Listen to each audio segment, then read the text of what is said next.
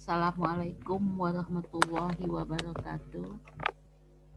Kita masuk lagi pada materi keterampilan membaca.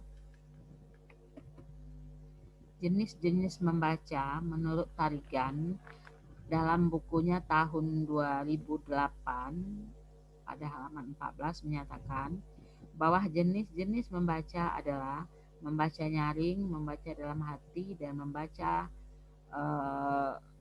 ekstensif dan intensif. Membaca nyaring adalah suatu aktivitas atau kegiatan yang merupakan alat bagi guru, murid, ataupun pembaca bersama-sama dengan orang lain atau pendengar untuk menangkap serta memahami informasi, pikiran, dan perasaan si pengantar. Membaca nyaring adalah membaca dengan suara yang keras dan jelas. Tujuan membaca nyaring adalah agar semua orang dapat mendengarkan apa yang dibaca dan memahami isinya. Adapun syarat-syarat membaca nyaring sebagai berikut. 1. Ucapan atau lafal kita harus jelas, yaitu seperti vokal A, I, U, E, O. Maksudnya huruf dan kata-kata yang diucapkan harus benar-benar tepat dan jelas. 2. Jeda atau perhentiannya harus tepat. Maksudnya cara memenggal kata-katanya harus sesuai dengan arti atau makna yang terkandung dalam kalimat tersebut. Seperti contoh di bawah ini, kucing makan tikus mati. Yang mati di sini adalah kucing. Yang mati di sini adalah tikus ya. Jadi kucing makan tikus yang sudah mati. Kan kucingnya yang mati, tetapi tikusnya yang sudah mati yang dimakan oleh si kucing. Kucing makan tikus mati. Pada nomor B, pemenggalannya kucing makan tikus mati. Jadi antara kucing dan tikus ini tidak ada hubungannya. Kucing tersendiri lagi makan dan tikus lagi tersendiri juga dalam keadaan mati di sebelahnya. Jadi pemenggalan kata ini tidak mempunyai hubungan antara kata atau gabungan kata pertama dengan gabungan kata kedua. C. Kucing makan tikus mati. Ini juga tidak ada kucing makan tikus mati. Jadi kucingnya makan tikus yang sudah mati ya. Jadi pemenggalan itu mempengaruhi makna.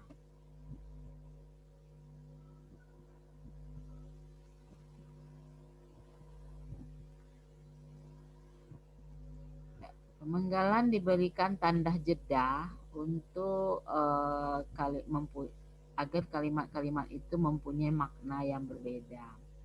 3. Lagu kalimat atau tinggi rendahnya suara harus tepat. Tujuannya agar maksud dari kalimat itu jelas. Apakah itu kalimat berita, tanya, atau perintah. Lagu kalimat atau tinggi rendahnya suara disebut juga dengan intonasi.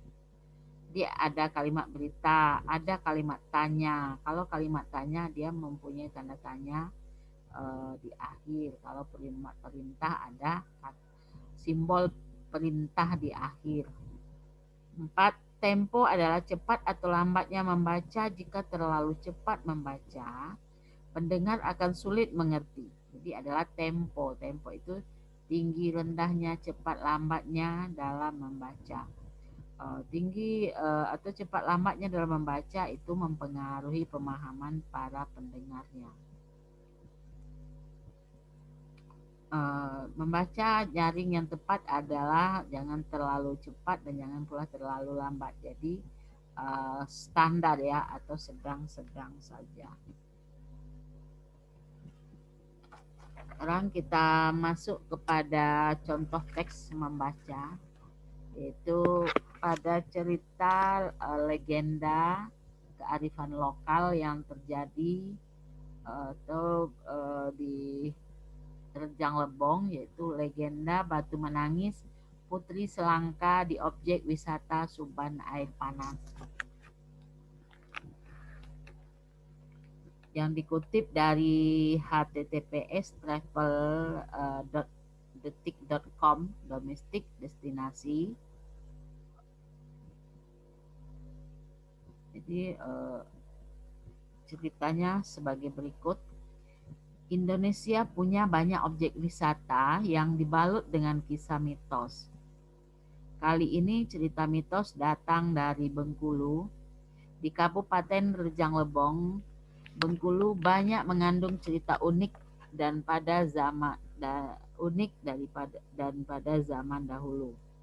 Seperti halnya legenda batu menangis yang terletak di objek wisata Suban Air Panas. Rakyat Rejang Lebong pada umumnya tentu sudah pernah ke objek wisata air panas ya. Konon batu ini sering mengeluarkan air dari selah batu pada tiap bulan purnama 14 Suro. Warga setempat meyakini air mata tersebut berasal dari Putri Selangka. Dahulu kala ada sebuah kerajaan suku Rejang di kabupaten ini yang memiliki seorang putri yang cantik jelita, yaitu yang bernama Putri Selangka, atau biasa juga disebut dengan Putri Gemerincing karena kecantikannya. Putri Selangka dijodohkan dengan Pangeran Gambir Melayang dari kerajaan lain. Tetapi perjodohan ini ditentang oleh Putri Selangka. Dengan arti kata Putri Selangka tidak mau dijodoh-jodohkan ya. Akhirnya Putri Selangkah lari dan menangis duduk di sebuah batu yang saat ini menjadi objek wisata Suban Air Panas. Di batu inilah menurut warga Putri Selangkah menangis meratapi nasibnya. Ini ada contoh batunya ya. Maka setiap tanggal 14 Suro sering terdengar suara tangisan wanita dari dalam batu. Bahkan suara tersebut menurut warga masih terdengar hingga saat ini. Penjaga objek wisata Batu Menangis di Kabupaten Rejang Lebong, yaitu Saudara Robert Bastian, mengatakan, legenda Batu Menangis ini berasal dari legenda Putri Selangka yang meratapi nasibnya sambil duduk di batu tersebut. Hingga saat ini, Batu Menangis masih terawat dan terjaga kelestariannya. Selain kerap terdengar suara tangisan di tanggal 14 Suro, ada juga yang mendengar tangisan terdengar setiap maghrib tiba. Tapi batunya tidak mengeluarkan air saat 14 Suro, ujar Saudara Robert saat diwawancarai detik.com Minggu pada tanggal 19 Juli tahun 2020. Robert mengatakan Batu Menangis telah terdaftar sebagai salah satu cagar budaya. Makanya hingga saat ini Batu Menangis menjadi tujuan objek wisata di Kabupaten Rejang Lebong. Dan agar kelestariannya terjaga, areal Batu Menangis diberi pagar agar tidak dirusak oleh tangan-tangan jahil para pengunjung.